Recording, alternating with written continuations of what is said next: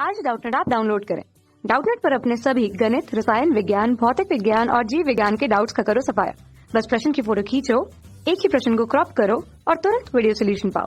अभी डाउनलोड करें। Hello everyone, हमें क्वेश्चन दिया हुआ है, माना f(x) = 2 + cos x सभी वास्तविक x के लिए कथन 1 प्रत्येक वास्तविक t के लिए t से t + π बंद अंतराल में एक बिंदु c का अस्तित्व इस प्रकार है कि f'(c) = 0 है, क्योंकि कथन 2 f(t) = f(t + 2π प्रत्येक वास्तविक t के लिए तब होगा। यानी देखो, कथन वाला क्वेश्चन है तो कथन वाले ही विकल्प होंगे, जैसे कि कथन 1 सत्य है, कथन 2 असत्य है। यदि दोनों ही सत्य हैं तब कथन 2 कथन 1 की व्याख्या करता है अथवा नहीं। तो ऐसे करके 4 विकल्प होंगे। तो सबसे पहले हम चलते हैं। पहले हमें फलन दिया हुआ है f(x) = 2 + cos x, जो कि हमें पता है कि सभी वास्तविक x के लिए परिभाषित है, क्योंकि cos x एक ऐसा फलन है जो कि सभी वास्तविक x के लिए परिभाषित होता है। तो for all belongs to x belongs to real. तो इन्होंने कहा है कथन 1 में कि प्रत्येक वास्तविक t के लिए इस अंतराल में एक बिंदु c का अस्तित्व इस प्रकार होगा कि f'(c). तो हमें इस फलन का अवकलन ज्ञात करना चाहिए। तो सबसे पहले हम f'(x) निकालें।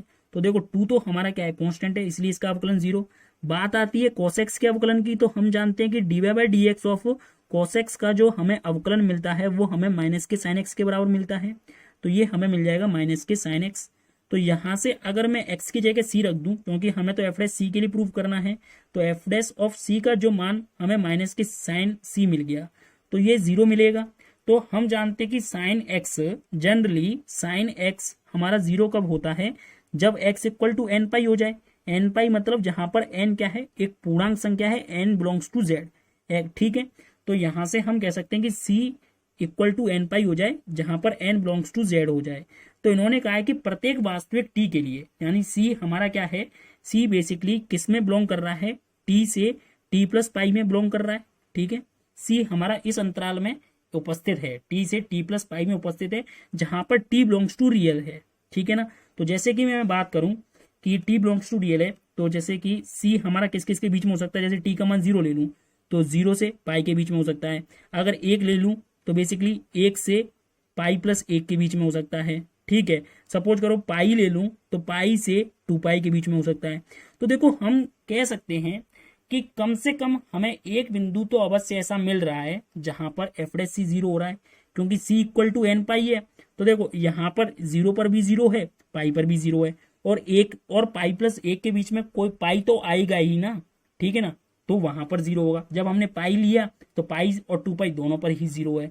तो इसका मतलब क्या है कि कथन 1 हमारा कैसा कथन है, एक सत्य कथन है, कि बिल्कुल सत्य बात है कि f'(c) 0 होगा इस अंतराल में। ठीक है ना, प्रत्येक वास्तविक t के लिए। ठीक, अब बात करें कथन 2 के बारे में। तो f(t), तो जो देखो हमें f(x) 2 + cos x दिया हुआ था, तो f(t) हमें कितना मिल जाएगा, 2 + cos t मिल जाएगा। ठीक है, तो f(t) = f(t + 2π। तो हम क्या करते हैं, f(t + 2π), तो हमें पता है 2 + cos ऑफ t की जगह हमें t + 2π रखना है।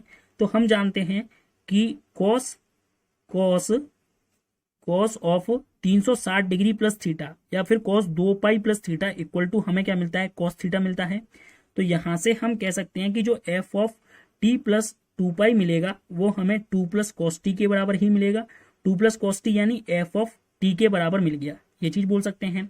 अब हम इस चीज को ऐसे भी बता सकते थे कि भाई देखो, हम जानते हैं कि cos x एक आवर्ती फलन होता है जिसका आवर्तनांक T से दर्शाया जाता है, जो कि 2π के बराबर होता है। ठीक है, तो हम कह सकते हैं कि आवर्तनांक एक ऐसी न्यूनतम धनात्मक संख्या होती है जहां से f(x) = f(x + t) मिल जाता है हमें। ठीक है, तो cos x के लिए वो न्यूनतम धनात्मक संख्या क्या है, 2π है। तो cos t के लिए भी तो वह न्यूनतम धनात्मक संख्या 2π होगी। तो यहां से हम कहेंगे कि f(t) = f(t + 2π होगी, क्योंकि cos x हमारा एक आवर्तनांक फलन है और ये प्रत्येक वास्तविक t मतलब प्रत्येक वास्तविक t के लिए सत्य है। तो जो हमारा कथन 2 निकला वो भी हमारा कैसा कथन है, सत्य कथन है। दोनों ही कथन सत्य हैं। जब बात आ जाती है दोनों कथन सत्य की, तो हम ये खोजने की कोशिश करेंगे कि क्या कथन 2 कथन 1 की सही व्याख्या करता है। तो हमें तो कहीं भी नहीं लग रहा, क्योंकि देखो कथन 2 अपनी ही अलग अलग एक स्टेटमेंट कह रहा है कि एक आवर्तनांक फलन है तो ये बराबर होता है, लेकिन कथन 1 में हमें अवकलन करना पड़ा। तो वो उसकी एक अलग है, ठीक है ना। तो यहाँ पर हम कहेंगे कि कथन एक की व्याख्या नहीं करता है। कथन एक की व्याख्या नहीं करता है। तो यही हमारे क्वेश्चन का आंसर हो जाएगा। Thank you. कक्षा 6 से 12वीं से लेकर नीट, IIT, JEE वो एडवांस के लेवल तक 1 करोड़ से ज्यादा छात्रों का भरोसा। आज ही डाउनलोड करें डाउटनेट ऐप या व्हाट्सएप करें अपने सारे डाउट्स 8400 400 400 पर।